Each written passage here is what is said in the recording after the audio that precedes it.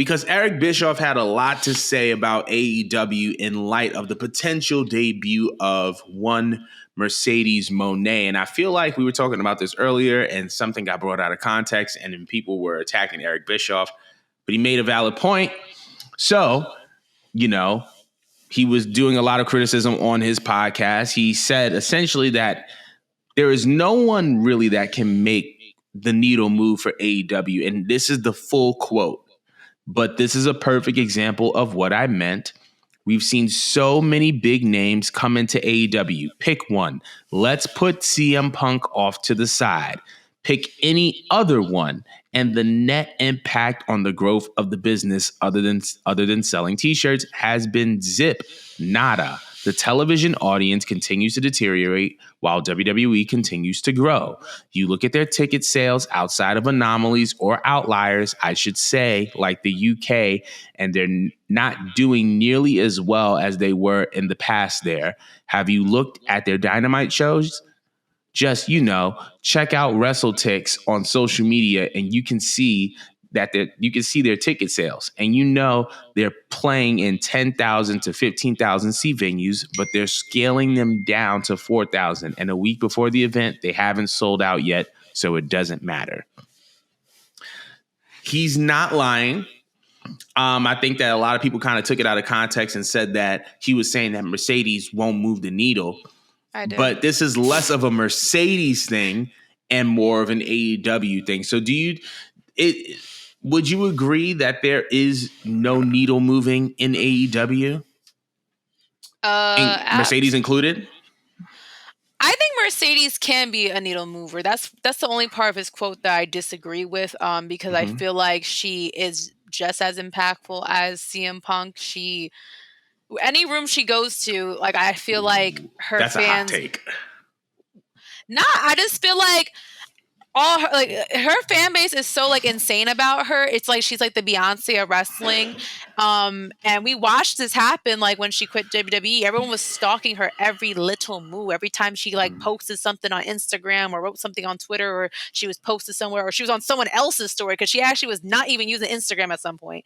And other people kept stalking everyone else she talks to. And every time they saw a little glimpse of Sasha, they would screenshot it and blowing it up. Her fans are obsessed with her. Anywhere she goes, they flock, they support, they buy. She is a draw. So all that being said, if we're just focused on just Mercedes, I do feel like that's the only way maybe Tony Khan could currently go grab a star that's going to move the needle, because she is shock value. She's the full package. She's that girl. And if you still don't believe it by now, you're just a hater. You're just a hater. But on the subject matter of what Eric Bischoff was saying, and I want to apologize because I went on Twitter. I saw actually a fraction of the quote. I just saw the part where he just said that Mercedes wouldn't basically move the needle either because she ain't no CM Punk. That's where I blacked on Eric Bischoff. So I want to apologize, Eric Bischoff, because I actually do agree with what you got to say. And I don't apologize to many people, okay? But I agree with what you have to say, because the best example is Edge. I'm going to use Edge. I'm a huge Edge fan, okay? You're talking to the girl that has a replica coat that I'm staring at in my closet from his 2020 Royal Rumble return, okay? I am obsessed with that man, okay? In spite of him blocking me, okay? But he went over. He went over to AEW and the ratings still didn't jump. Did he blow up on social media because of the shock value that he betrayed WWE essentially? Yeah, but after that, it kind of just stabilized. Unlike when CM Punk showed up, it blew up. The idea that you could take a Hall of Famer like Edge and he shows up and it still didn't do anything, especially, again, he freshly came out of WWE.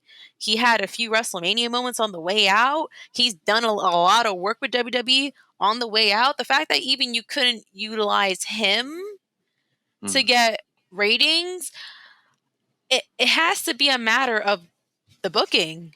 And he's not wrong. There's several people that I feel like they came to AEW. We all got excited, and just whatever they were doing with them, it just kind of just slowly died. And then I noticed that it was just like a repeatedly like that.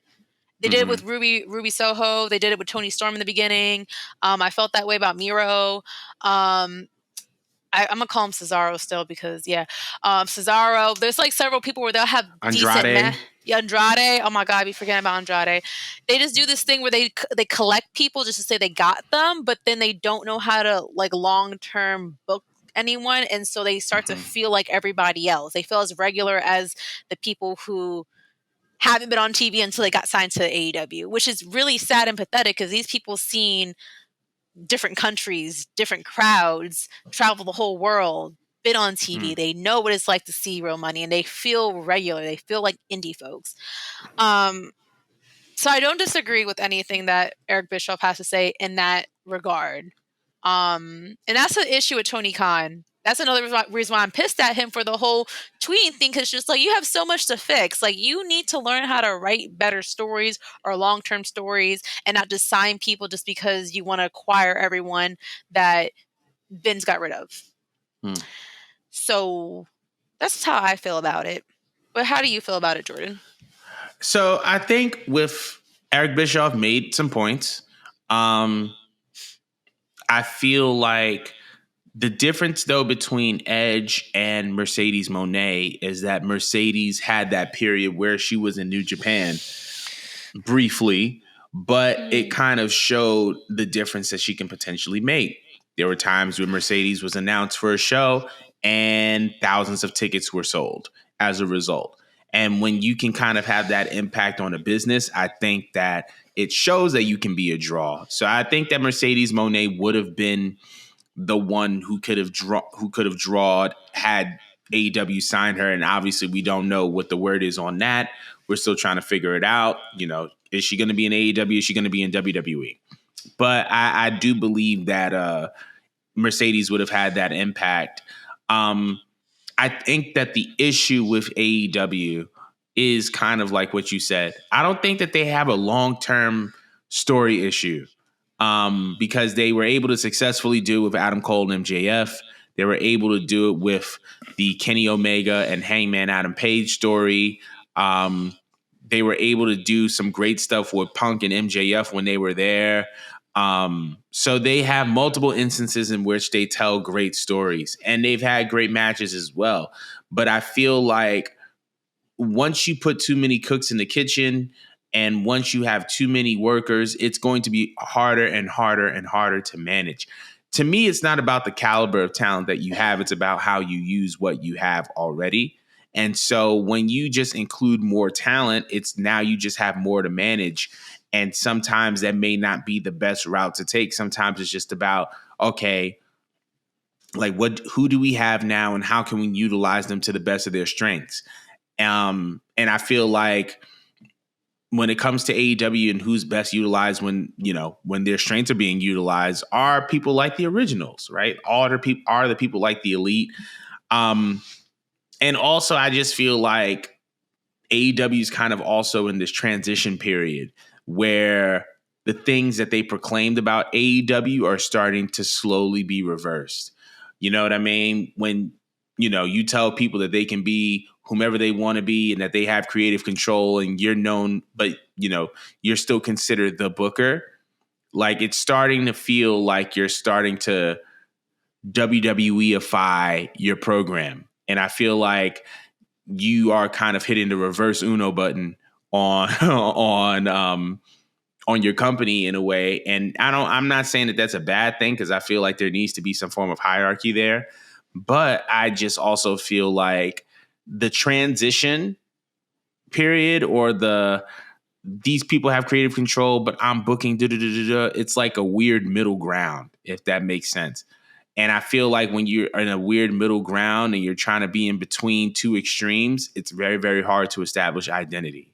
But I ultimately, I'm saying all that to say that I think that Eric Bischoff is correct. I do believe that there's really nothing that can move the needle for AEW, but the exception to that is Mercedes Moné because we've seen what she was able to do briefly outside of WWE. Now, if it could be sustained for a long time. I think that's a to be determined type of conversation, but I personally think that she can. But I want to know how y'all feel. If Mercedes Moné were to be in AEW, would she be a difference maker? And is Eric Bischoff correct? Is there no such thing as a needle mover for AEW? Let us know in the comments below. I